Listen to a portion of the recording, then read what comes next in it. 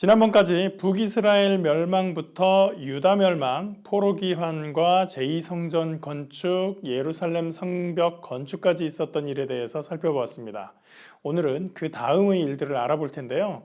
예루살렘 성벽이 완성된 이후에, 즉 기원전 5세기 이후부터 기원전 4세기 알렉산더 대왕의 정복이 있을 때까지 유대의 상황을 알 수 있는 역사적인 자료는 거의 없다시피 합니다. 느헤미야의 기록도 성벽의 완공과 함께 끝났고 구약의 마지막인 말라기도 성벽 공사 전후 시대쯤으로 추정하고 있기 때문이고요. 역대기에도 아마 성벽 공사 이후 대략 기원전 2세기까지 지속되었을 족보를 나열하기는 하지만 그 사람들의 활동상을 이야기해 주지는 않습니다. 이 시기에 대해서 대략적으로 추정할 수 있는 것은 총독과 같은 정치 행정적인 지도자가 있었고 종교적으로는 대제사장이 여전히 주요한 역할을 했을 것이다 라는 정도입니다. 정치적인 공백기에는 대제사장이 전체적인 리더십을 겸했을 테고요. 유대인과 사마리아인의 갈등은 점점 악화되어 갔던 기간이라는 것은 사실인 것 같습니다. 사마리아 총독 산발랏이나 암몬 총독 도비아의 경우에서도 볼 수 있었듯이 사마리아인들은 스스로를 야훼 신앙인이라고 생각했지만 유대인들은 여전히 그들을 이방인 취급하며 새로 지은 예루살렘 성전의 제사에 참여하는 것을 허용하지 않았습니다. 결국 그들은 그리심산에 별도의 성전을 세우게 됩니다. 그리심산 성전 처음 들어보신 분들도 많으시죠?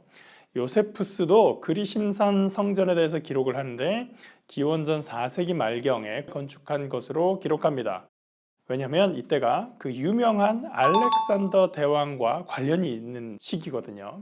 사마리아의 총독 산발랏이 정력적으로 자기 딸을 유대의 대제사장 엘리야십의 손자 므낫세에게 시집을 보냅니다. 느헤미야가 이를 알고 엘리야십을 추방해버리죠. 이때 사위인 므낫세와 산발랏의 딸도 예루살렘에서 함께 쫓겨납니다. 이에 발끈한 산발랏이 사마리아 지역에 별도의 성전을 건축해야겠다고 생각을 하게 되는 거예요. 때마침 알렉산더가 사마리아 위쪽에 있는 두로라는 곳을 공격하고 있을 때였어요. 산발랏은 알렉산더에게 사람을 보냅니다. 우리가 앞으로 페르시아를 섬기지 않고 알렉산더 대왕을 섬기겠습니다. 이렇게 약속을 하고 사마리아에 성전 건축하는 것을 허락받게 됩니다. 산발랏은 그리심산에다가 최선을 다해서 건축을 합니다. 이때 왜 그리심산을 선택했을까요? 모세가 출애굽 후에 그리심산과 에발산의 백성들을 나누고 나서 그리심산에서는 축복을 선포하고 에발산에서는 저주를 선포했던 일 기억하시죠? 따라서 북이스라엘 사람들에게 축복의 산 그리심산은 예루살렘에 못지않은 거룩한 산이었습니다. 성전 짓기에는 제격이죠. 드디어 성전이 완공되었습니다. 이 성전의 대제사장으로는 누가 좋을까요? 사위 므낫세가 맡으면 최고죠. 할아버지가 예루살렘의 대제사장이잖아요. 정통 레위 지파인데다가 대제사장 계보를 잇는 적격의 인물입니다. 사위사랑은 장인이네요. 그러나 고고학적인 발굴과 다른 역사 기록의 정황을 검토한 학자들은 요세푸스의 연대에 거의 동의하지 않습니다. 실제로 이 성전을 건축한 때는 그보다 100년쯤 전인 기원전 5세기 말 페르시아 제국 말기로 추정하고 있습니다. 그리심산의 성전은 예수님 시대에는 이미 무너져 있었습니다. 그렇다면 이게 어떤 특별한 의미가 있을까요? 몇 가지 이유가 있지만 그 중에 하나가 성경에 나오는 이야기라서 그렇습니다. 예수님이 사마리아 여인을 만났었던 적이 있습니다. 이때 여인이 예수님에게 묻습니다. 우리 조상들은 이 산에서 예배하였는데 당신들의 말은 예배할 곳이 예루살렘에 있다 하더이다. 바로 이 말이 예루살렘의 거룩성에 대비해서 그리심산의 거룩성을 마음에 두고 있는 사마리아 사람들의 믿음을 표현한 것입니다. 여기에서 이 산이라고 하는 것이 그러니까 그리심산이 되는 거예요. 지금도 예루살렘이나 나아가서 이스라엘에 대해서 사람들이 성지라고 부릅니다. 영어로 Holy Land 이렇게 부르고 있는데 여기에 대해서 예수님이 분명히 말씀하십니다. 이 산도 말고 예루살렘도 말고 예배할 때가 올 것이다. 예수님 말씀은 이 산, 저 산이 중요치 않아 눈에 보이는 성전 제사에 참여하는 것으로 하나님의 백성을 결정하는 시대는 끝났다고 말씀하시는 겁니다. 땅과 건물과 물건을 거룩하다고 생각하고 이건 거룩한 성물이야, 이건 거룩한 성전이야, 여기는 거룩한 땅, 성지야 라고 말하는 개념은 잘못되었다라고 가르치신 것이죠. 거룩함이란 것은 예루살렘 성전도 아니고 이스라엘 땅도 아니고 그 어떤 물건에 있는 것이 아니라 우리 예배하는 자에게 주시는 하나님의 은혜인 것입니다. 북왕국 이스라엘이 아수르에게 처절하게 멸망당한 이래에 이스라엘 백성들이 경험한 제국들은 어떤 존재들이었을까요? 남유다는 잔혹한 아수르의 압박을 가까스로 모면했지만 그 다음에 일어난 신바벨로니아 제국에 의해서 멸망당하고 왕과 백성들이 포로가 되는 수모를 겪었습니다. 그런데 페르시아의 고레스 왕이 바벨론을 무너뜨리고 유다 백성들을 본국으로 돌려보내줍니다. 이후에도 다리오 왕의 승인 아래에서 예루살렘 성전 재건이 완료되고 그 아들 아하수에로 왕은 에스더를 왕비로 삼았을 뿐더러 제국 내의 모든 유대인들이 죽임을 당할 수 있었던 그 위기에서 구해주기도 했었던 사람입니다. 그의 아들 아닥사스다 왕은 왕실의 재산을 동원해 가면서 에스라와 느헤미야를 보내서 예루살렘 성읍의 성벽을 건축할 수 있도록 해줍니다.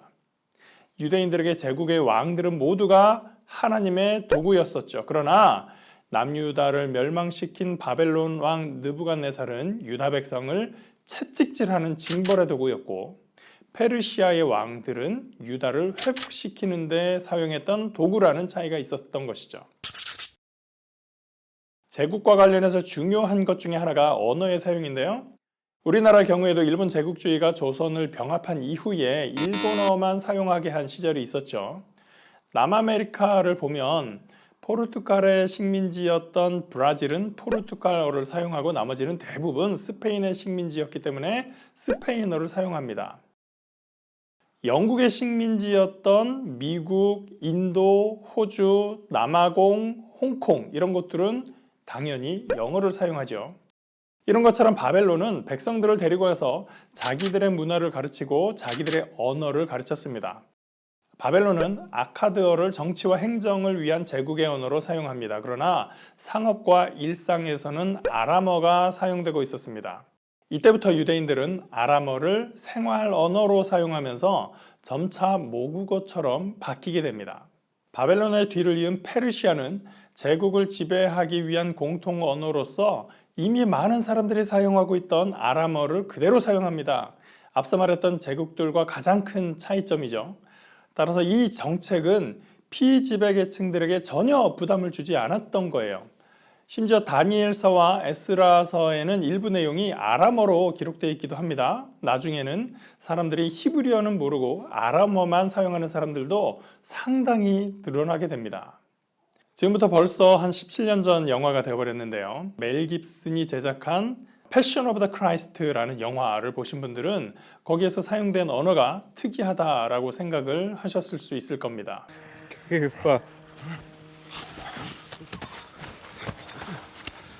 تقول مثمار ميشا ربنا مقرية لك اكره لخبرها يا دوني لا يوغنا لا يوتيب 약손나 니키나 보통 헐리우드에서 성경 이야기로 영화를 만들면 언어는 영어를 사용을 하고 있죠. 그런데 이건 그렇지 않아요. 제가 기억하기로는 이 영화를 고증을 통해서 예수님 시대의 아람어로 대사를 썼다고 얘기했던 걸로 기억하고 있습니다. 그러고 보면 여러분들도 아람어 한두 마디쯤은 할 줄 아실 거예요.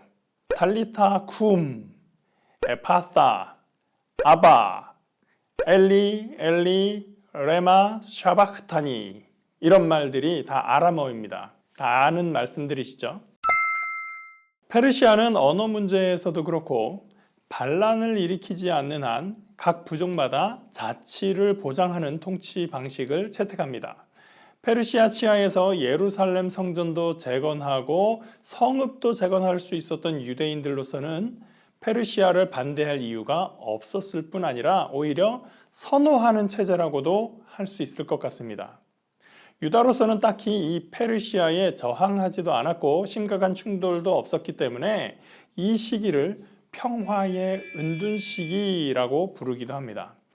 굳이 독립을 한다거나 왕국을 세워서 제국을 자극할 필요도 없었고 정치적으로 시끄럽게만 하지 않으면 예루살렘 성전에서 제사를 잘 드리면서 종교 생활하는 거 아무런 탈 없이 지낼 수 있었던 시기였기 때문입니다. 역사에서 평화는 영원하지 않죠. 이런 평화의 은둔 시대는 알렉산더 대왕의 헬라 제국과 접촉하면서 변동이 생기게 됩니다. 다음 시간에 알아볼게요.